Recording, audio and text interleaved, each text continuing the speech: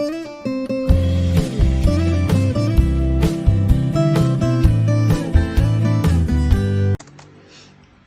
pessoal, bem-vindos a mais esta videoaula. O assunto de hoje é capacitores. Dando continuidade ao estudo dos principais elementos de circuitos elétricos, vamos estudar o capacitor e as suas principais características. O que vem a ser os capacitores? Então, capacitor é um elemento passivo, projetado para armazenar energia em seu campo elétrico. Além dos resistores, os capacitores são os componentes elétricos mais comuns, sendo largamente utilizados em eletrônica, comunicações, computadores e sistemas de potência. Um capacitor basicamente é formado por duas placas condutoras separadas por um isolante. Normalmente esse isolante é chamado de dielétrico. Em diversas aplicações práticas, as placas podem ser constituídas por folhas de alumínio, enquanto o dielétrico pode ser composto por ar, cerâmica, papel ou mica. O símbolo do capacitor é mostrado abaixo, onde o C representa a capacitância do capacitor e a sua unidade é dada em Faraday, em homenagem ao físico inglês Michael Faraday. Um capacitor ele possui uma capacitância de 1 Faraday se uma carga de 1 Coulomb, que equivale a 6,242 10 a 18 elétrons, quantidade gigante de elétrons, for depositada em suas placas por uma diferença de tensão de 1 volt. O Faraday, entretanto, é geralmente uma medida de capacitância grande demais para a maioria das aplicações práticas. Assim, o microfaraday, que é 10 a menos 6, ou o picofaraday, que é 10 a menos 12, são mais comumente encontrados.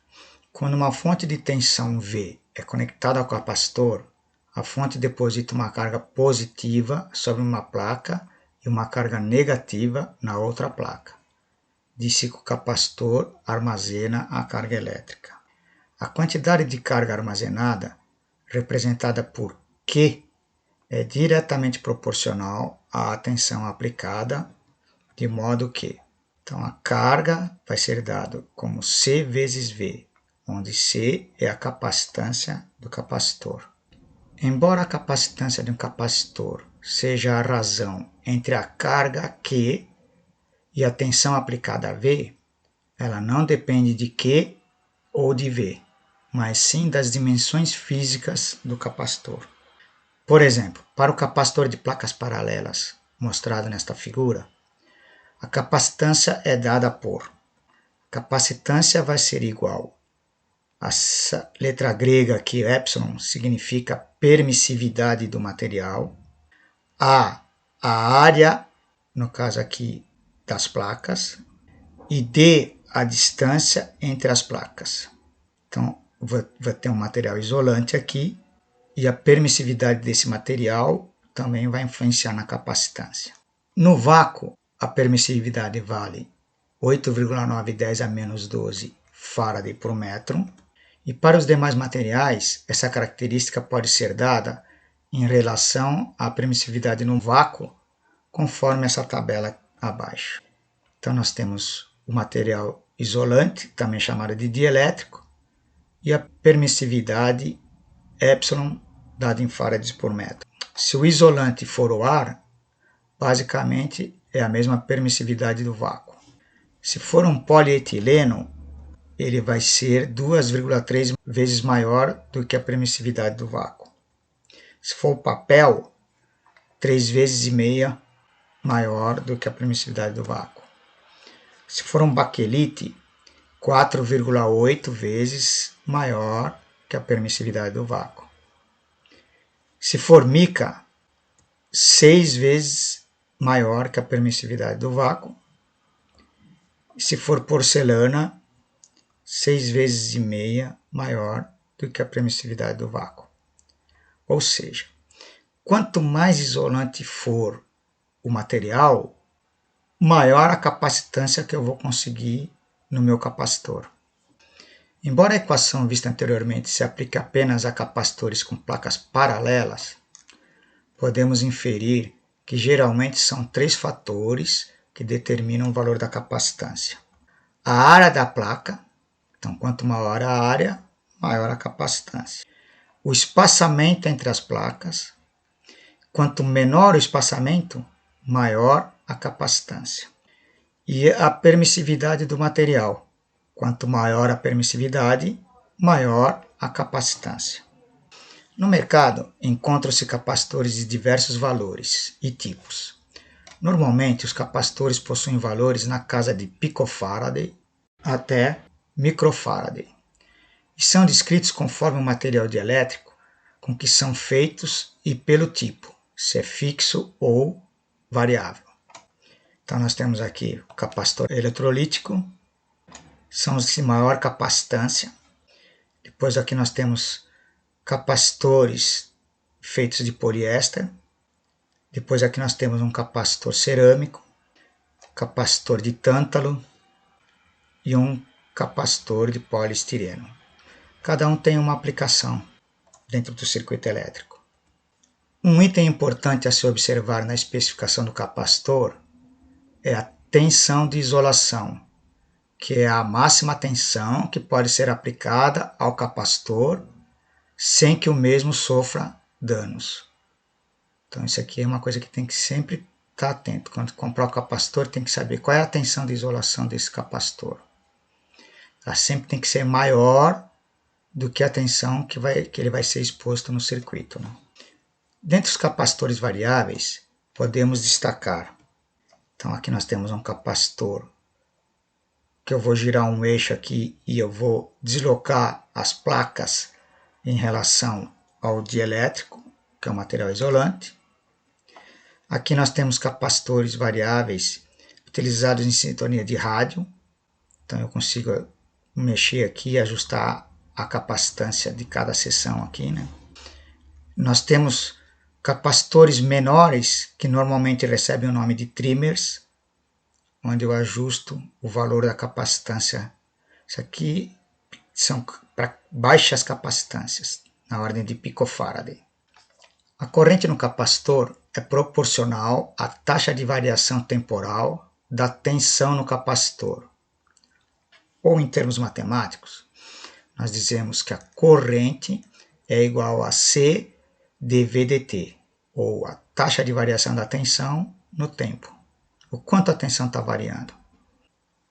I então é medido em amperes, C em Faraday, tensão em volts, tempo em segundos.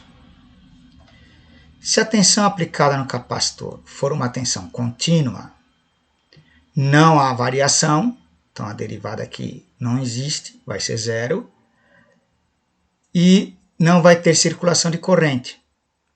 Então o que vai acontecer é apenas acúmulo de carga em suas placas. Então um capacitor ele é um circuito aberto em corrente contínua. A relação tensão-corrente no capacitor linear ela pode ser obtida integrando ambos os lados da equação anterior. Então, nós tínhamos aqui que a corrente é igual a capacitância vezes a variação da tensão em relação ao tempo. Nós podemos passar o dt para lá e o c para lá também. Então, vai ficar 1 sobre c e dt. Integramos os dois lados. Aí nós vamos ter que a integral da derivada aqui vai dar o próprio v. Aqui vai ser mais uma constante, mas nós podemos dizer que esse valor dessa constante vai ser uma tensão inicial, V0. E aí vai ficar 1 sobre c integral de i de t dt.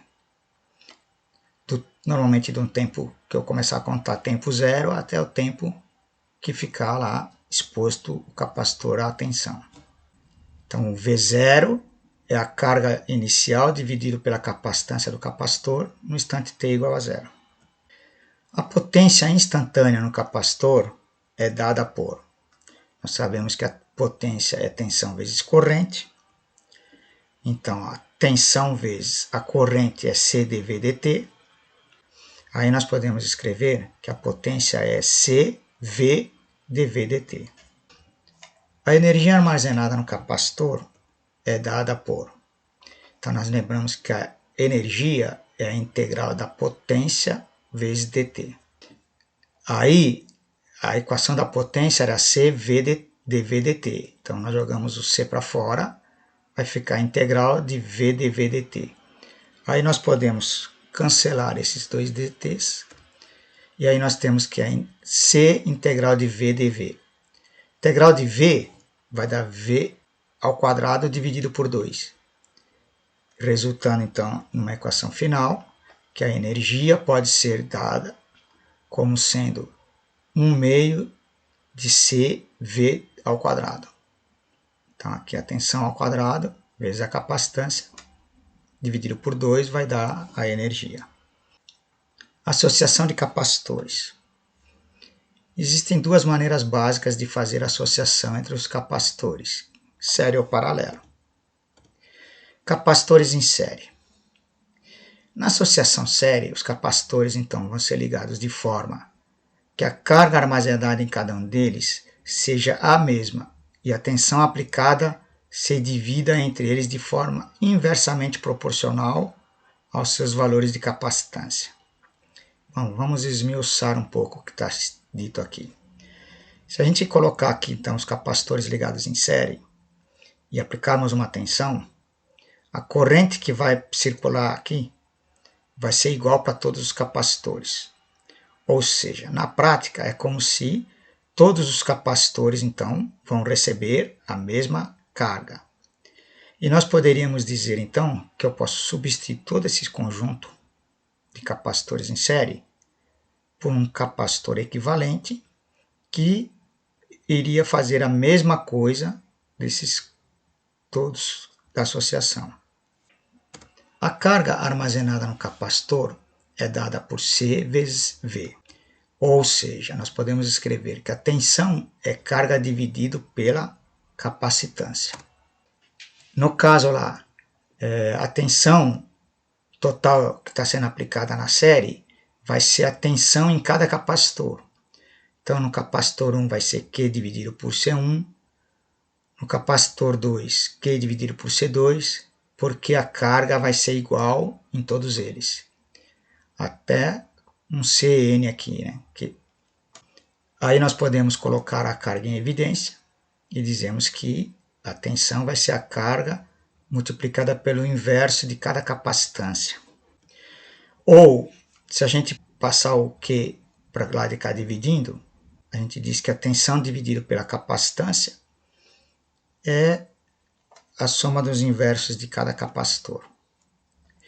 Mas esse termo aqui, V dividido por Q, se eu pegar daqui, né, a gente vai ver que ele equivale a uma capacitância equivalente vista pela fonte de alimentação.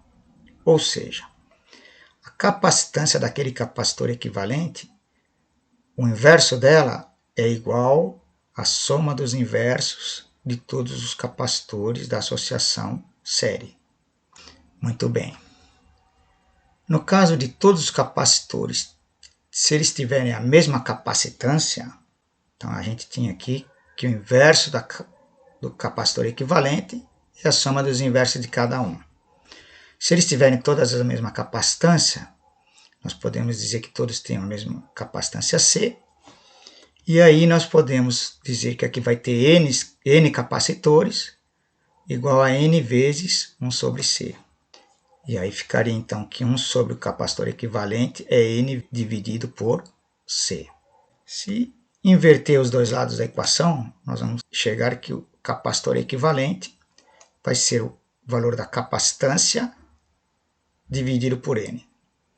Então, se eu tiver lá 5 capacitores em série, todos eles com o mesmo valor, basta eu pegar e dividir por 5 o valor de um deles, e vai ter o valor do capacitor equivalente.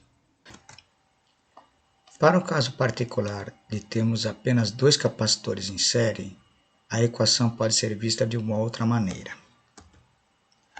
Então nós temos o inverso do capacitor equivalente é igual à soma dos inversos de cada capacitor. Aí podemos escrever esta equação da seguinte forma: mínimo C1, C2 seria um C1 mais C2, ou, invertendo os dois lados, que o capacitor equivalente é igual a C1 vezes C2 sobre C1 mais C2. Logo, nós podemos dizer que se tivermos apenas 2 capacitores, a capacitância equivalente vai ser dada por C1 vezes C2 dividido por C1 mais C2, ou o produto dividido pela soma. Capacitores em paralelo. Na associação paralela, a tensão aplicada nos capacitores é a mesma. Então, se eles estão todos em paralelo a aplicar uma tensão, eu estou aplicando uma tensão igual em todos eles. A carga total, então, ela vai ser dividida em função da capacitância de cada capacitor. E é proporcional aos valores de capacitância. Então, se eu substituir todos esses capacitores aqui por um único, nós chamamos esse único de capacitor equivalente. Então, a carga total aqui vai ser a carga 1 mais a carga 2 até a carga N. Mas nós sabemos que a carga é igual a capacitância vezes a tensão. Logo, como a tensão é a mesma sendo aplicada em todos eles, vai ser C1V mais C2V, mais até chegar no CNV. E aí nós podemos pôr a tensão em evidência. Da mesma forma, se a gente passar o V dividindo, Q dividido por V vai corresponder à capacitância equivalente. E aí nós podemos concluir que a capacitância equivalente, quando os capacitores estão em paralelo, é igual à soma das capacitâncias de cada capacitor. Observação. É possível perceber que no caso dos capacitores, o capacitor equivalente nas associações série e paralelo são obtidos de maneira inversa aos valores obtidos para o resistor equivalente em associação de resistores. Tem que prestar atenção nisso, né? Quando nós temos resistores em série, soma. Capacitores em paralelo, soma. Resistores em paralelo, se a gente fizer 2 a 2, produto dividido pela soma. Capacitores em paralelo é a soma deles. Então tem que ficar atento a essa diferença. Exemplo de cálculo. Suponhamos que nós tivéssemos o seguinte problema: determinar a capacitância equivalente vista entre os terminais A e B do circuito abaixo. Então nós temos aqui capacitores aqui no circuito.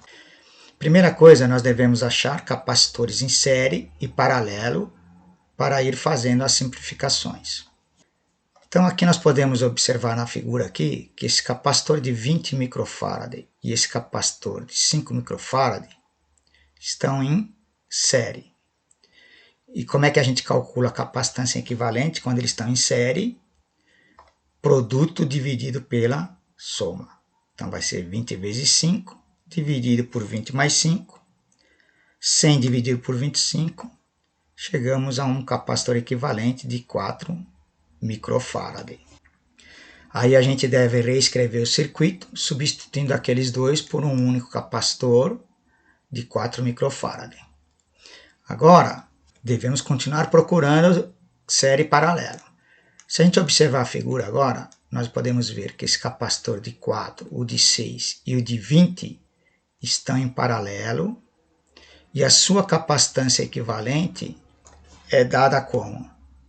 Pela soma da capacitância de cada um. Então é 4 mais 6 mais 20, que vai dar 30 microfarad.